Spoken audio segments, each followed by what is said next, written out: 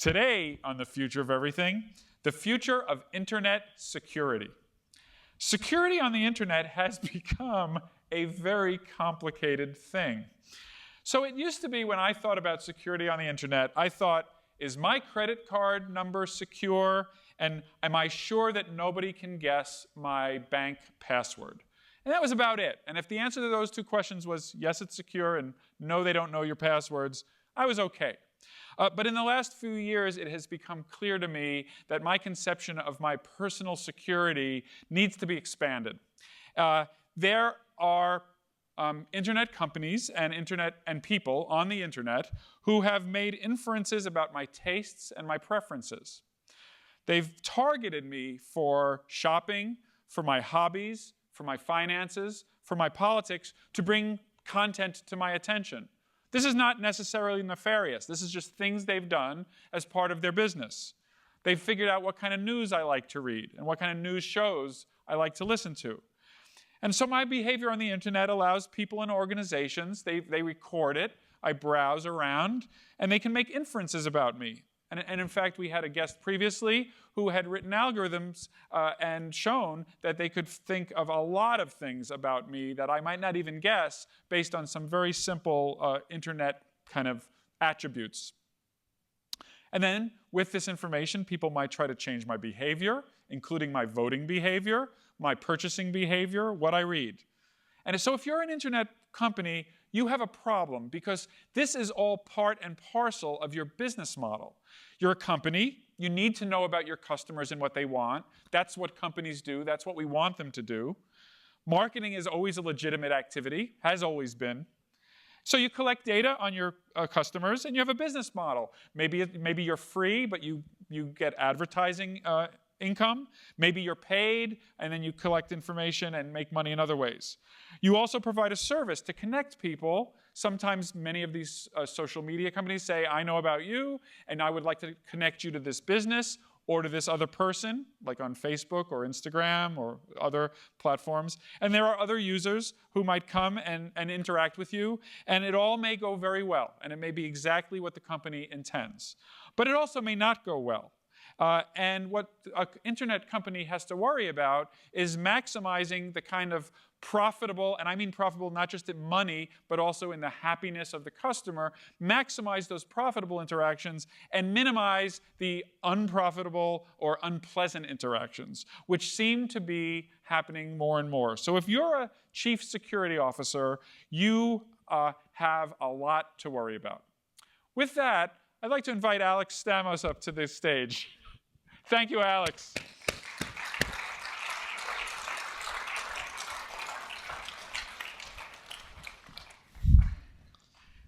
Alex Stamos is an adjunct professor at the Freeman Spogli Institute and the Center for International Security and Cooperation, and a visiting scholar at the Hoover Center, and was the chief security officer at Facebook, leading the investigation about the manipulation of the 2016 election by foreign interests. Alex, we have given humans, an unprecedented ability to communicate not only point to point, but to broadcast pretty much anything from anywhere. And that really is unprecedented in the history of humanity. TV and radio had the FCC to control them. Movies have the ratings, PG, R, X, I'm told. As far as I know, the social media and the social internet is at this moment pretty much totally unregulated in the United States. Is that right, and is that how it should be? So you point out the historical uniqueness of this age, right? That through most of human history, people were exposed to the ideas of the people they know personally, of things they're told, and a small number of people who were literate could read first things that are hand-copied by monks, and then eventually very, very expensive books that are perhaps mass-produced. And then we had this mass media era in the 20th century of radio and television, and of lots of people having access to newspapers, that was somewhat unique in that you had the ability to distribute to many, many people at once. But the barriers to entry of that space was extremely high, right? You had to own a printing press. you had to own a distribution network, you had to own a television station. So the fixed initial cost to just be a player in the media market was incredibly high. And in some of these cases, the marginal cost of adding new people was actually quite high too. And now we're in this era when, if you think about all of these changes, a lot of it comes down to the fact that the marginal cost of moving information between people has effectively gone to zero. Absolutely. Right? And so there are companies that have taken advantage of this, but those companies existing or not, we are never going back to an era when a small number of people are going to control the flow of information. And I think that's both a good thing and a bad thing. If you think 30 years ago, effectively 50 middle-aged white men decided what was newsworthy in the United States, right? The editors of the New York Times, the Wall Street Journal, a variety of local newspapers, right. The head editors of NBC, ABC, CNN when it came on Fox News. And those people decided what are Americans going to pay attention to. And that is not true anymore. Now people can choose for themselves, or they choose in social networks that the choice is made for them, often by who their friends and family members are. Right. And that has created this incredible explosion. But you're right, it also gives individual people a power that has never existed for the vast majority of humankind. For a normal person to perhaps write something that 1 million people have access to. So my question sounds ridiculous now, because I'm asking you about regulating a social media, but the fact is it's the individuals who are using that media who could be the dangerous actors. So how do we think about, do I think I should blame, and I really don't want to just make this all about Facebook, so should I blame social network company X, or should I blame all of its users? You can say Facebook. It's fine. I'm used to it. It's been a bit of a week. Should I blame a company like Facebook, or should I blame all the users on Facebook who are doing things that are disruptive? And how much can I pin on the company versus its users? Yeah, I think that is a really important question. And I don't think we know what the answer is yet. You hit upon a good point, which is, I forget who said it, but somebody said hell is other people, right? Facebook is other people. If Facebook is hell, it is because you are seeing the opinions of other people unfiltered and unvarnished. And it is true, though, if you are, a lot of people like to talk kind of loosely about regulating social media, but what they're really talking about is regulating individual speech. The best example of this is in Germany. The Germans passed this law called NetzDG, which is a shortened of a huge German word I can't say. It was sold to the German people as the Facebook law. That's what they called it. But it is not actually about Facebook. It is about what is acceptable political speech in Germany. The people who enforce that is Facebook. And in the end, those laws are actually fantastic for Facebook and YouTube and the incumbents, because they create these huge barriers to entry of large compliance regimes that make it very difficult for other social networks. So can you tell me a little bit about the kinds of things in this German law? Right, so this law are they solving our problem for us? Effectively pushes responsibility for deciding what is hate speech and other kinds of illegal speech in Germany to the companies decide themselves without any kind of democratic process.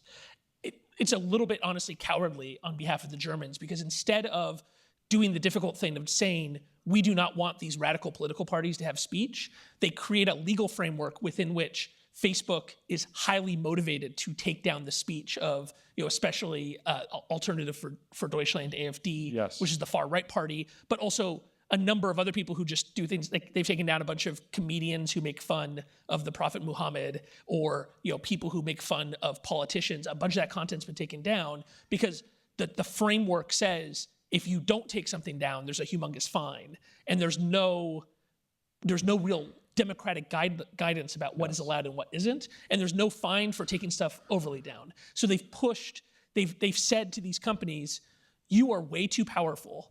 Therefore, we want you to decide what is appropriate political speech in our democracy, right? Wow. And that, I think, is a really dangerous direction. I mean, obviously, Germany has a very specific history here, and you can't say this isn't this law had real democratic support. The Bundestag is a real democratically elected parliament, but we have already seen then Turkey, Thailand, Russia copying the exact language of that law for their own laws, except their definition of what is not allowed speech also includes any speech that's against the current ruling party, right? And so I think we just gotta be really careful about selling stuff to people as regulating social media. What you're really saying is you are telling social media to regulate the speech of normal people, perhaps in a way that is totally opaque and not democratically accountable.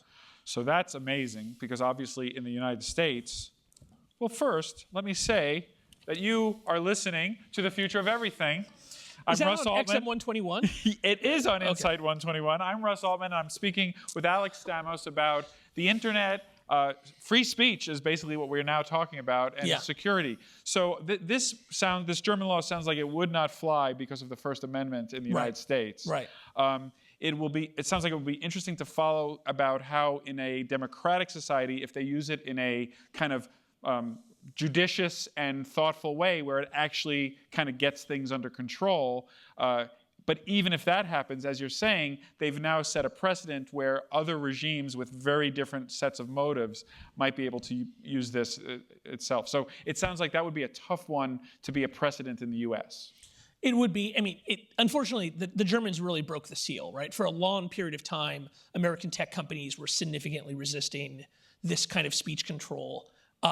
And because of Germany's power, their centrality in the EU, it was impossible to resist. Yeah. And they have opened Pandora's box that now it is very difficult to explain to the Turkish government why they don't get the same rights that the Germans have to control speech.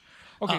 And so we're in this really crazy time now when these multinational companies that are founded off of American ideals of speech are now having to pick and choose who are legitimate democracies who have these speech controls and who aren't. Yes. And again, they're doing so in a way that is very opaque and is probably mostly based upon the short-term interest of these companies and not in some kind of long-term human rights interest. So I want to move from the blatantly out there, alt-left, alt-right, they're extremist. I want to go to the non-extremist but very insidious use of these platforms. Mm-hmm. So I recently read, maybe you wrote it, I can't remember, that one of the things that some groups did in the US was try to get Bernie Sanders lovers to really be irritated with Hillary Clinton so they would stay home on election day. Right. So the kinds of things you say in doing that is not necessarily crazy claims about, it's very subtle, really to annoy people.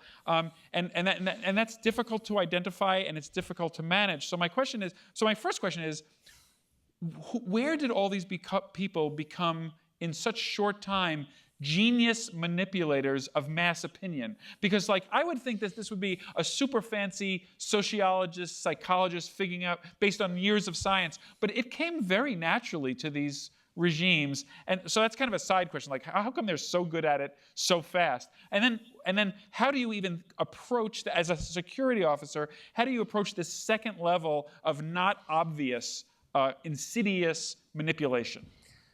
So I think people overstate how advanced the manipulation is. Good. If you look at, so you can't see all of the posts, the Internet Research Agency, which is the name of one of the troll groups in St. Petersburg, people use that term to actually refer to a bunch of different shell organizations, but effectively privately owned but state-aligned groups in Russia who pushed troll content on Facebook. You can't see all of their posts. Nobody has released all 80,000 posts. There's a bunch of interesting legal issues around that. But Congress has released their paid ads. And if you look at them, a lot of them are actually, a lot of these people clearly get their knowledge of the American political scene by watching House of Cards and believing that Breitbart is a representative of a huge chunk of the country, right? It is not actually that advanced. I think the more advanced attack was by the GRU, right? So the GRU is the main intelligence directorate of the Russian military. And what they did was very different. So there's really two totally different disinformation attacks in 2016. Okay.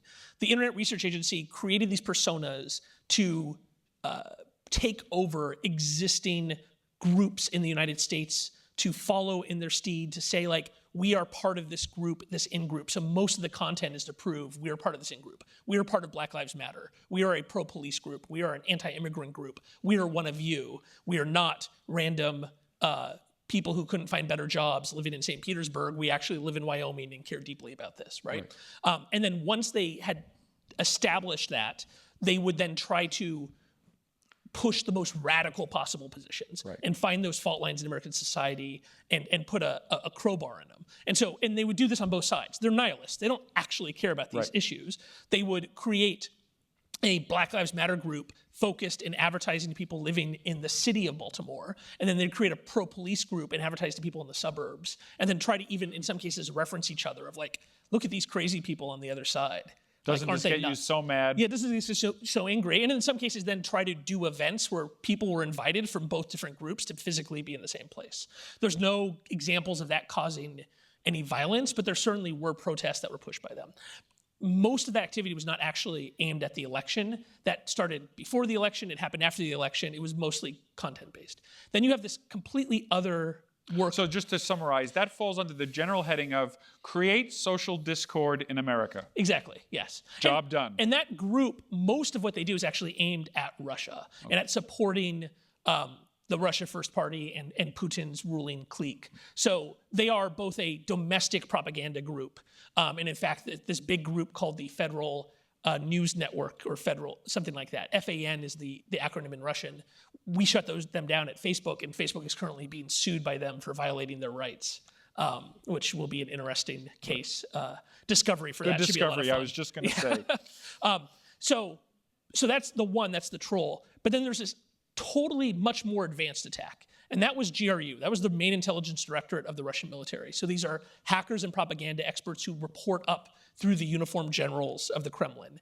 And their goal was to do exactly what you're talking about, which is to find Bernie Sanders voters and convince them that Hillary had stolen the primary. And the way they did this is they first did reconnaissance against dozens and hundreds of people who worked for the Democratic Party, the DCCC, DNCC, worked for the Hillary campaign. Then they broke into the DNC email server. They broke into John Podesta, Colin Powell, a bunch of prominent people, stole all their email, looked at it and said, what can we do now with this huge supply of documents and emails? And then what they did is they selectively leaked that to journalists who they knew would be open to it, and they planted the stories. And what happened is they had real documents, real emails. So these are factual. This isn't fake news. Right. These are factual emails. Right. But they controlled the framing of how that email was seen, and they're strategically leaking only parts of the conversation.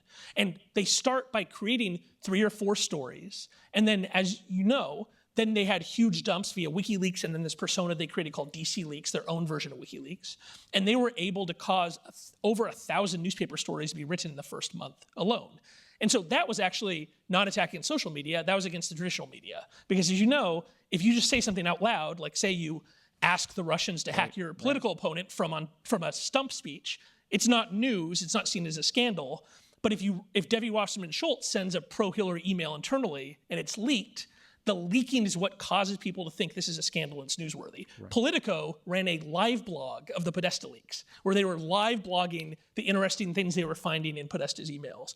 So the American media got played. They got absolutely played, and that dominated the coverage of both Hillary as kind of a crook and the DNC as rigged, and it had real possible measurable impact on the turnout of Bernie Sanders voters. I mean, I would extend it to say not only the media got tricked, I think we all got tricked, because now I have to go back to every inference I drew about the people who I was not voting for and the people who I were voting for, and why I was doing that, and what pieces of news I may have heard that either confirmed or refuted my kind of previously held beliefs. So it really is a very discouraging, like, all of us could have had a delta in our thinking, a change in our thinking based on this exposure. Right. So, and the reason they're good at it is they've been doing that for 50, 60 years. Right. Like, so that GRU, they are experts. GRU's really experts. The IRA people, not really experts. They're like, I'm going to find some kind of radical group in America and I'm going to turn it up to 11.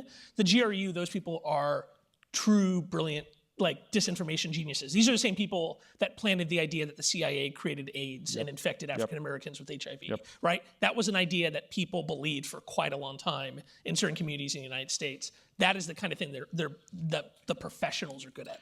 This is The Future of Everything. I'm Russ Altman. I'm speaking with Alex Stamos about, oh my goodness, so much with respect to the manipulation of information and people's opinions and behaviors using internet-based technologies.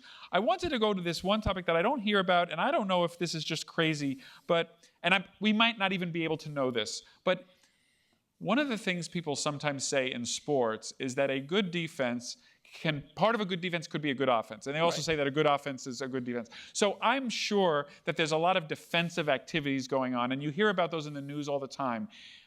And I don't know if you can talk about this or know about it, but is there anything that the U.S. or any advocate could do in terms of an offense against these, like against the GRU, to try to disable them? So we do not have perhaps 50 or 60 years, I might be tricking myself here, of manipulating mass opinion, but maybe we do, and maybe we need to get some more of those folks. Well, what are the options there?